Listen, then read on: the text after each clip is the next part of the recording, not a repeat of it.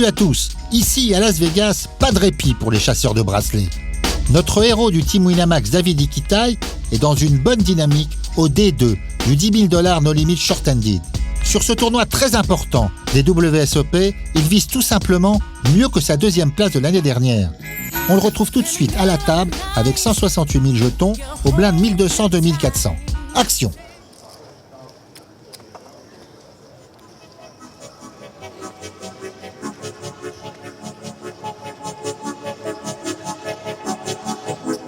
Sam Rafton qui relance de nouveaux UTG. Ça n'a pas marché la première fois, il réessaye. Je pense que c'est un joueur qui relance quand même beaucoup en début de parole. Puis là, le spot est pas trop mauvais, le joueur au bouton est pas trop agressif.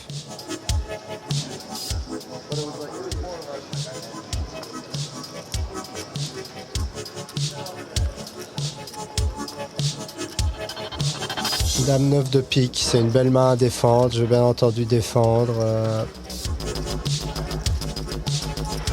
C'est une main qui joue assez bien post-flop. Le flop est pas si mal, j'ai une top pair, j'ai une backdoor flush.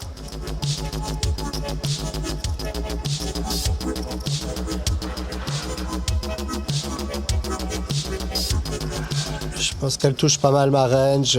S'il a 2 over, il va pas automatiquement miser. Donc j'ai souvent la gagne au flop. Le 8 au turn m'arrange pas tellement parce qu'il peut avoir pas mal de 10 dans sa range. Je pense qu'il va check back as 10, roi 10, des mains comme ça. Il peut avoir des mains des 7 et 8 ou des mains comme ça. Donc il n'y a aucune value à miser. Je préfère check. Et là, sur river roi, c'est pas la meilleure carte non plus parce il peut avoir des as-roi, des rois-dames, des mains comme ça qu'il aurait complètement give up. Donc je vais check. Par contre, s'il mise, il représenterait pas grand-chose.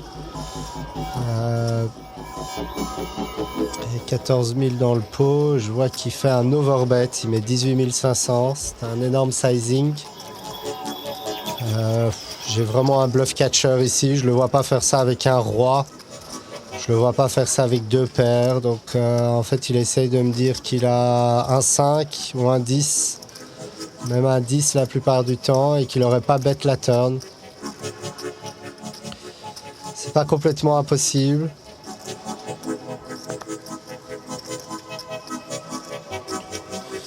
Je réfléchis avec quel genre de main il pourrait bluffer. Ça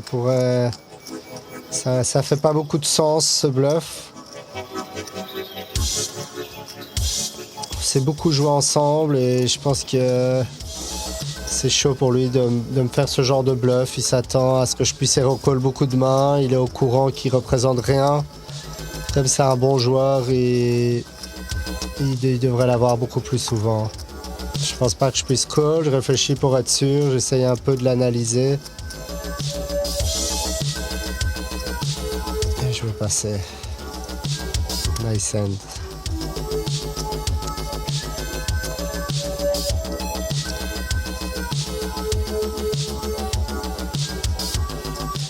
J'ai pas perdu énormément sur le coup. Son sizing était un peu spécial à la river. J'ai une belle table pour les supporters. Il y a Mathieu Durand, il y a Caro, il y a Ellie, il y a pas mal de potes qui passent. Donc ça me permet quand je lève de me changer l'esprit et de parler un peu avec mes proches. C'est une table plus agréable que la première table que j'avais dans cette salle isolée à côté.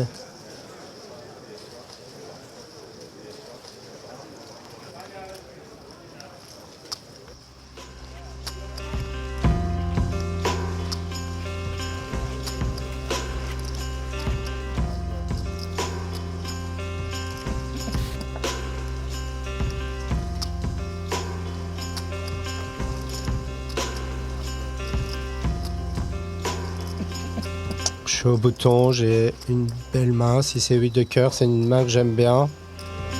C'est une main qui se débrouille bien post-flop. Je pourrais relancer, mais je décide de limper parce que c'est des joueurs très agressifs dans les blinds. Je m'attends à ce que me faire 3 bêtes très souvent. J'ai pas spécialement envie de jouer un énorme pot avec cette main. Je préfère limper tranquille. Je pense que ça va moins les encourager à relancer. dans un pot limpé. Une stratégie que j'aime bien faire, limper les boutons. Et voilà, je balance un peu mes ranges de limp. Ici, ça touche pas mal ma range du bouton, donc je vais clairement miser. Je pense que quand on limp au bouton, les gens s'attendent beaucoup à des mains comme des Broadway, des 10 valets, des rois 9, des 8 et 9. J'ai beaucoup de grosses mains qui sont dans ma range. Je vais bien entendu miser. Dario qui colle en big blind, je pense qu'il a souvent, il a jamais mieux qu'une paire, dame 4, valet 4, 9 et 10, des mains moyennes. Il a rien, s'il a vu le flop gratuitement, il n'y a pas de raison qu'il ait des grosses mains. En tout cas, il peut jamais avoir as-roi. Donc là, c'est une parfaite turn. Je trouve un flush draw, donc c'est une belle carte pour mettre la pression. Je vais 2 barrels.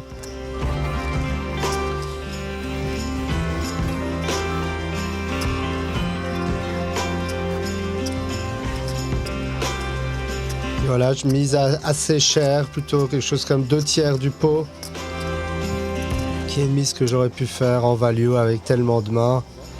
Donc voilà, il fold, c'est parfait.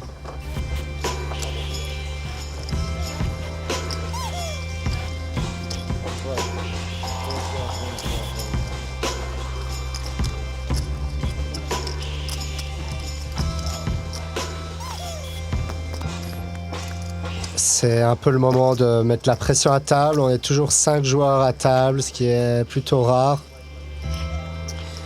Donc il faut relancer beaucoup plus de mains. J'ai une bonne image, un bon tapis. Un tapis proche de la moyenne. Donc voilà, 5 et 6 de pique, c'est le genre de main parfaite à vouloir relancer UTG.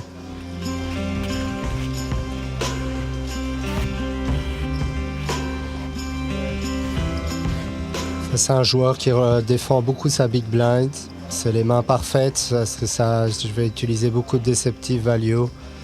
Si le board vient des petites cartes, il va plutôt avoir tendance à bluffer. Et s'il vient des hautes cartes, il aura plutôt tendance à me respecter, ce qui est une bonne chose. Sam Grafton qui 3-bet assez chéro, juste à ma gauche. C'est plutôt embêtant. C'est un bon spot pour lui à le prendre light. Donc je suis plutôt inquiet de ce 3-bet. Je sais pas vraiment le mettre sur une range. Mais avec mon tapis, je peux pas faire grand chose.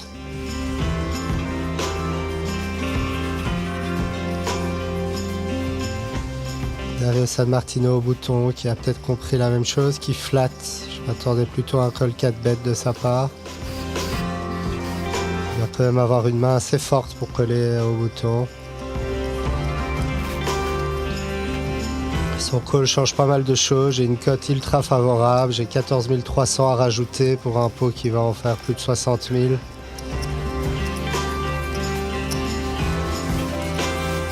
Donc c'est sûr que ma cote est favorable. C'est une main accident. C'est une main qui peut faire très mal. Si je touche le flop, ça peut faire très mal. Donc je vais rajouter le complément.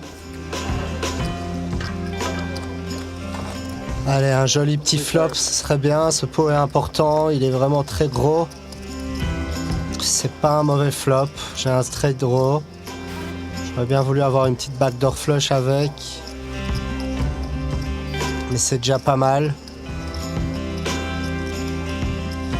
Idéalement, j'aimerais voir une turn gratuite.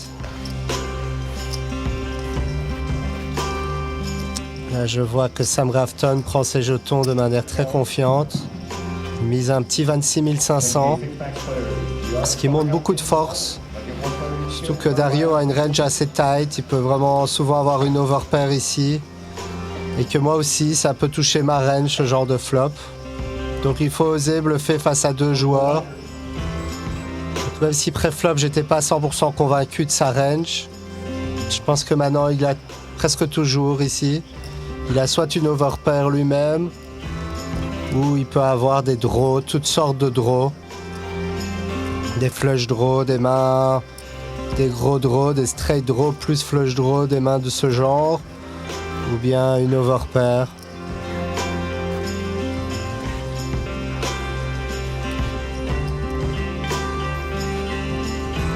Dario hésite. S'il call ici, ça va vraiment m'offrir une cote hyper favorable.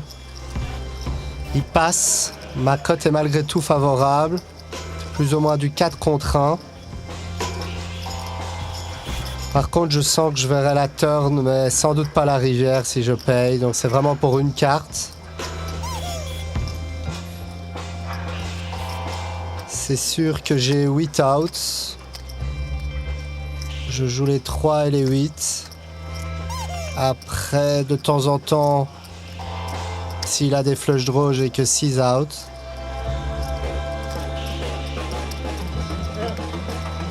Et de temps en temps, il me bloque certaines de mes outs, comme il y a des 8 dans sa range. S'il a une main, par exemple, comme 10 valets de cœur, il m'enlève tous les 8.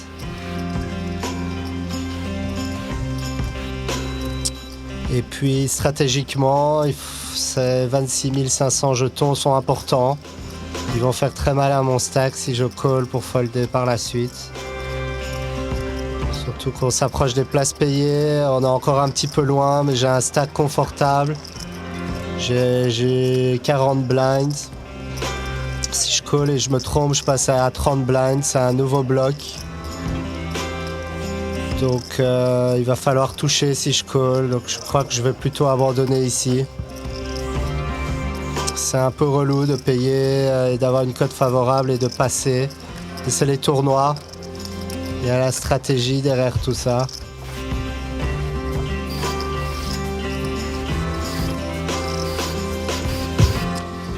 Il n'y a pas de honte à faire le lâche.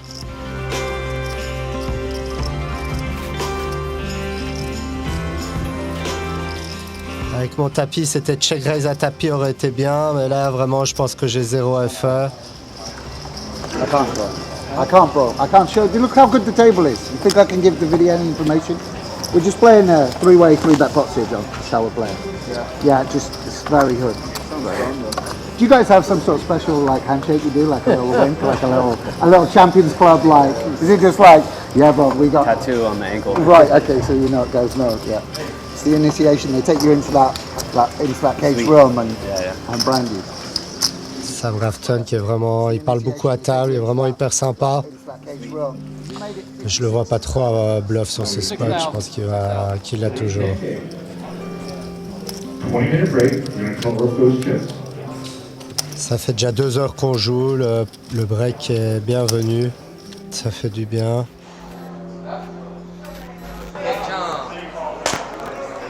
Ça va, t'es bien, Dave?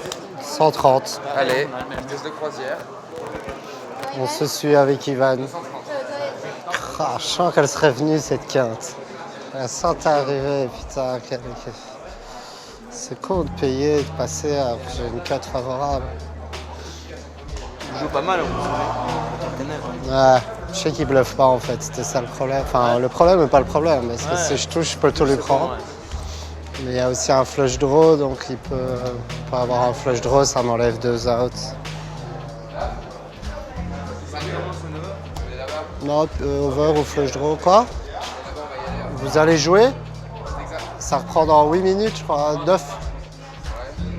Ça reprend dans 10 minutes. Même d'y aller en fait dehors. Ouais, dehors.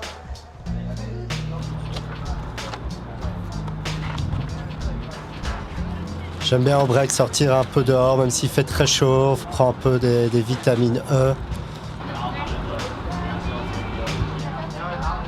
J'hésite toujours à manger un petit American Dave, mais je vais plutôt attendre le prochain break. Le petit déjeuner m'a bien calé.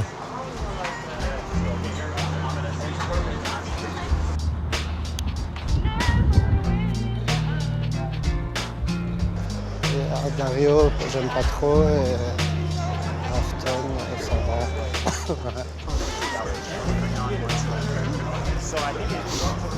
Ah, il fait cher, hein? Voilà, je parle avec ma chérie un peu sur ce qui va se passer à table. J'aime bien, ça me permet de me refocus, de me reconcentrer vraiment sur ce qui se passe. Donc voilà, je lui explique un peu mes craintes par rapport à Dario San Martino, qui a un peu la main sur moi dans des tournois auparavant, qui est un très bon joueur. Mais voilà, le reste de la table me va complètement. J'ai un ascendant sur la plupart des joueurs. Donc je suis assez bien et assez confiant pour la suite.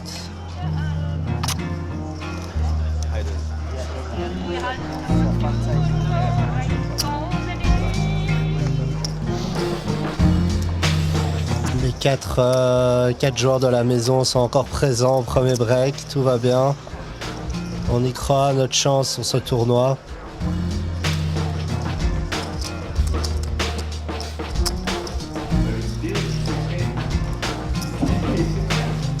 Allez, c'est reparti, il serait bien de gagner un coup ou deux. J'aimerais bien remonter à la moyenne au plus vite pour pas devoir souffrir à l'approche des places payées.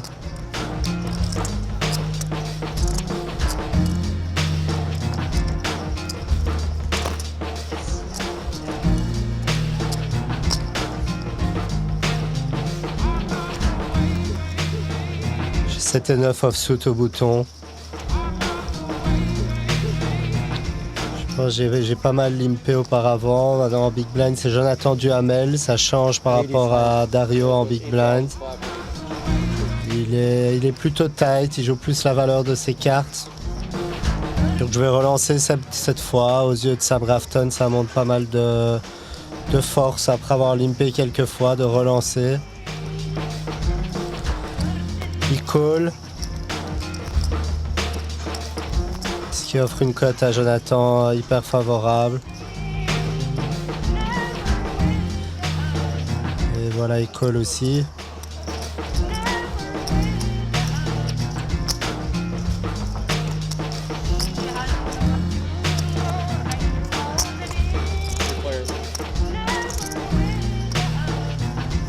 Valet 9-4, j'ai trouvé une deuxième paire avec un mauvais kicker. Je pense qu'ici il y a des arguments pour bet et pour check. Mais quand même, je préfère check. Il n'y a pas trop de value à miser. Je peux me faire bluffer de temps en temps par des draws par la suite. Donc je préfère check. J'ai le bouton. Turn c'est un 6, c'est une belle carte. Il y a beaucoup de tirages maintenant.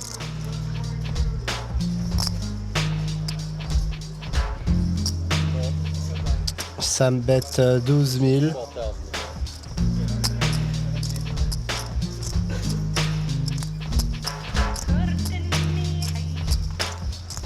Je pense qu'il peut bêter avec beaucoup de mains, des mains moins fortes. Là, c'est call par Jonathan. Je pense que Jonathan a souvent un tirage quand même.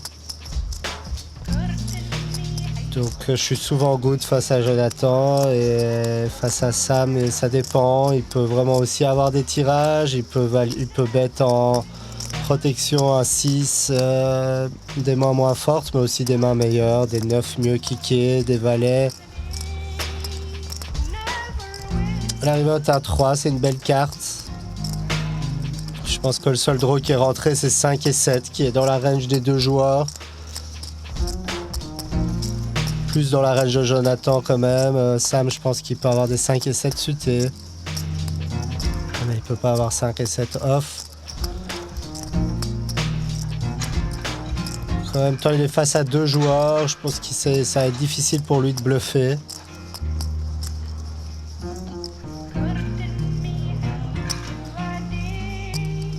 Il mise un petit 21 000.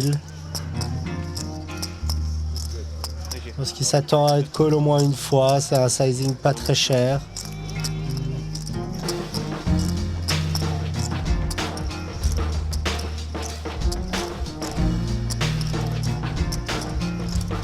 Ça ressemble beaucoup à un value bet. J'ai une très belle cote. C'est pas si facile à passer. J'ai quand même une belle cote. Le problème que j'ai, c'est qu'avec un 7, je bloque pas mal de straight draw possibles.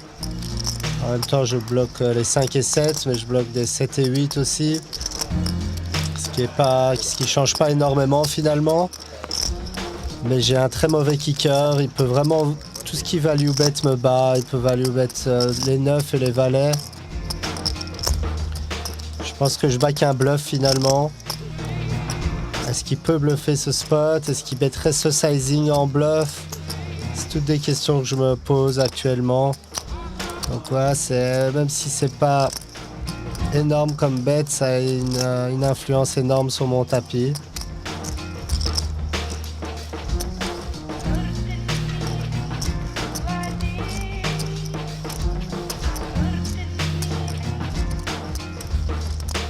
Je le regarde un peu, j'hésite vraiment, c'est très important comme coup.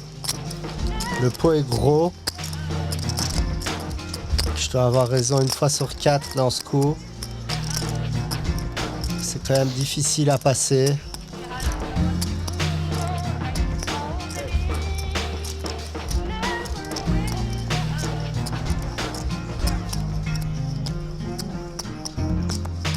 J'essaie de suivre un peu mes rides et j'ai l'impression qu'il bluffe pas souvent ici, mais quand même il le fait de temps en temps. Je dois...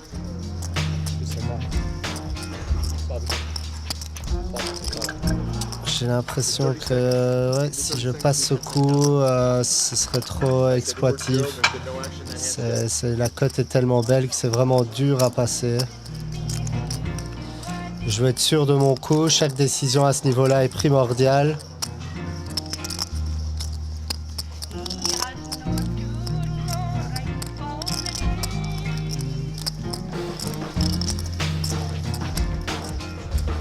Qu'est-ce que moi-même je représente dans ce coup? Je représente des 9, je représente une main comme 2-10, je peux représenter des mains comme un flush draw, essaye. Et voilà, j'ai pas réussi à prendre une décision jusqu'à la fin du time. Je suis vraiment curieux de ce coup.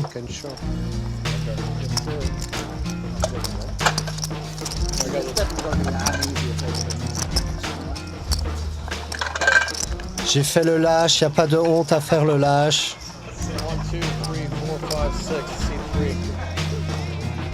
Je voulais rester au-dessus des 100 000.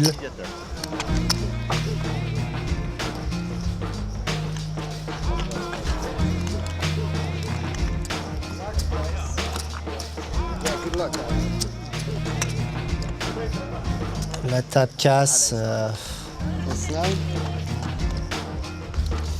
Il m'a dit qu'il avait As 9.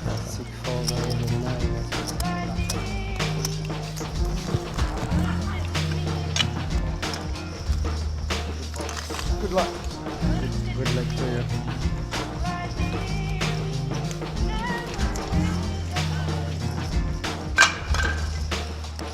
Allez, le tirage de table est important.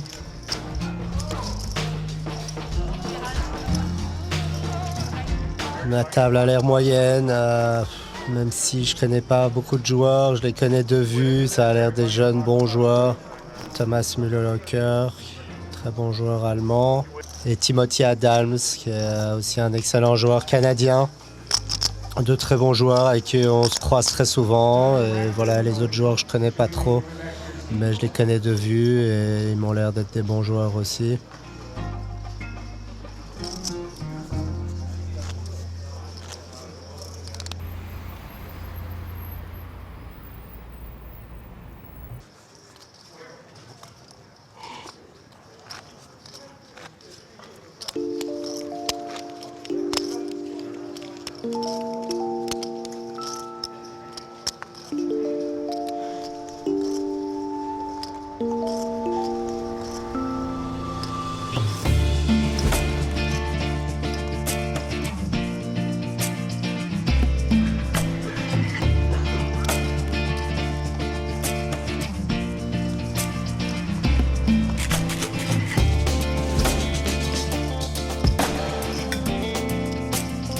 Je suis en big blind depuis le début de journée, je pense que j'ai pas foldé une big blind. Ici c'est un limp de ce joueur à ma droite que j'ai déjà joué dans des gros buy-in, je connais pas son identité.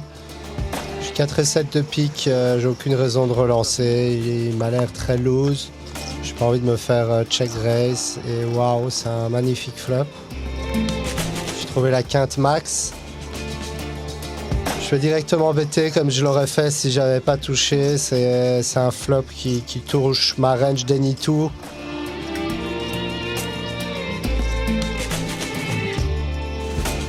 je fais un petit bet. J'espère vraiment qu'il va pas folder. Idéalement, s'il peut me check raise, ce serait une bonne nouvelle. Il me call. C'est bien. Il y a pas mal de cartes qui seront pas top. Ici, le roi de pique est très très belle. J'ai un flush draw en plus de la quinte. Je vais de nouveau bet. J'aurais bet avec beaucoup de mains. J'aurais pu bet avec des draws. Avec pas mal de tirages de toutes sortes, comme même un simple 4, avec des 5 et 2, des 7 et 9, beaucoup de mains. Je vais bet cher la turn, par contre 15 000 dans 17 500. Je pense qu'il y a beaucoup de tirages. Je suis plus cohérent en bettant cher. C'est un beau sizing. Je vais faire grossir le pot. Après lui, il va pas spécialement me croire. Il call, il peut avoir beaucoup de choses. Il peut lui-même avoir un tirage, ou il peut avoir une overpair, il peut avoir une main comme As-6, des mains comme ça.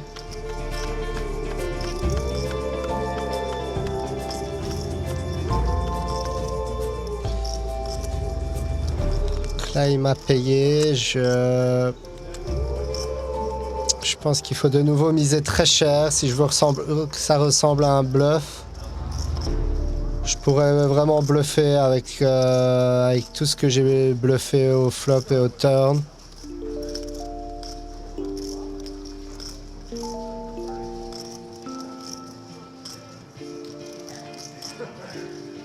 Je pense que all-in c'est pas mal. All-in. Ça représente vraiment un bluff ici. Je peux me faire hero call pas mal, c'est pas mal de polariser ma main complètement.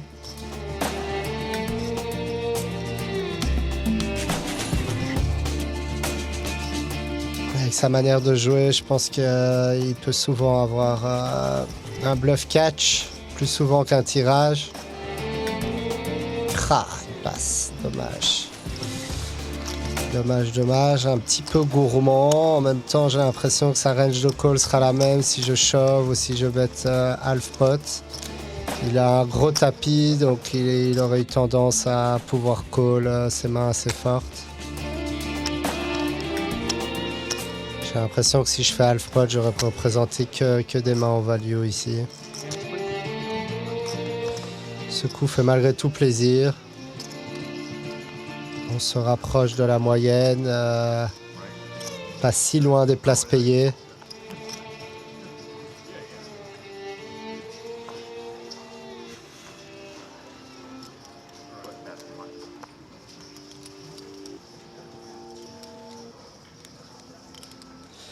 Si j'ai un as au bouton, c'est une main suffisamment forte pour relancer.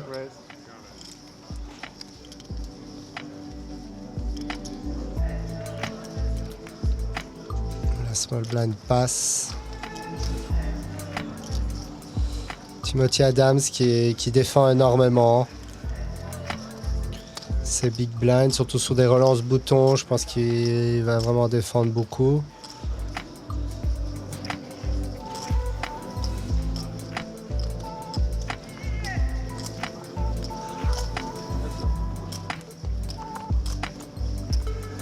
Il call, le flop est pas top. Roi valet 5. Je pense qu'ici, je pourrais check back. Je préférais faire un tout petit bet, histoire de lui faire passer plein de mains sans équité, histoire d'empêcher de me faire bluffer à la turn. Je vais miser un petit 5000. Tout petit bet, c'est un petit bet pour protection. Je pense qu'en faisant ça, je peux représenter encore pas mal de mains fortes, je suis crédible. Voilà, il call, c'est pas très bon signe. Je vois plus beaucoup de mains que je bats. Je peux battre des mains comme Dame 9, Dame 10, 9 et 10. Avec ce sizing, je pense pas qu'il les folderait. Sinon, il peut avoir des mains des 5, des valets. De temps en temps, des backdoors. 6 et 7 de carreau. Des mains comme ça, mais c'est plutôt rare. Je pense que je suis rarement good. Il y a beaucoup plus souvent un valet ou un 5, même que ce roi me conforte un peu dans l'idée que parfois il peut avoir des tirages.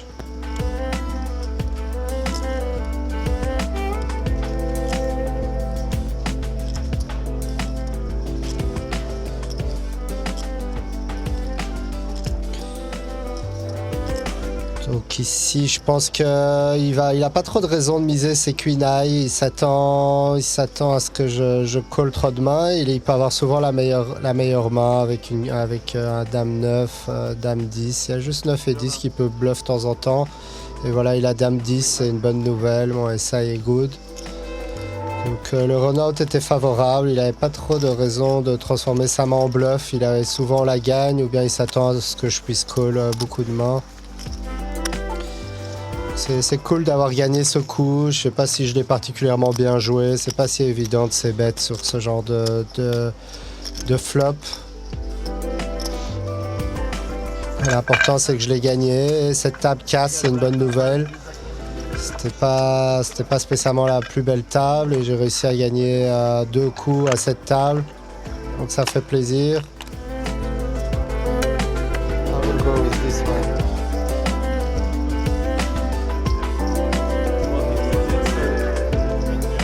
J'ai vu dans le fil qu'il reste encore quelques joueurs un peu plus faibles, donc j'espère cette fois au moins trouver un joueur un peu plus faible à ma table. Hello.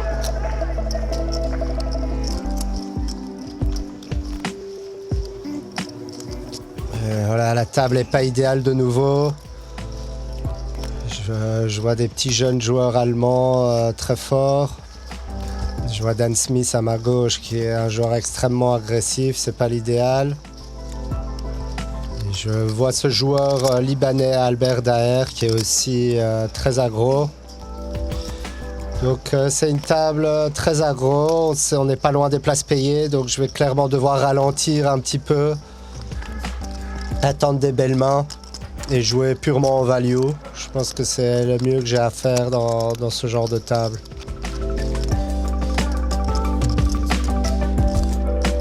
Oui, Dave, il va falloir la jouer fine à cette nouvelle table difficile. Mais bon, tu t'attendais tout de même pas à une promenade en pédalo sur le lac du Bois de Boulogne.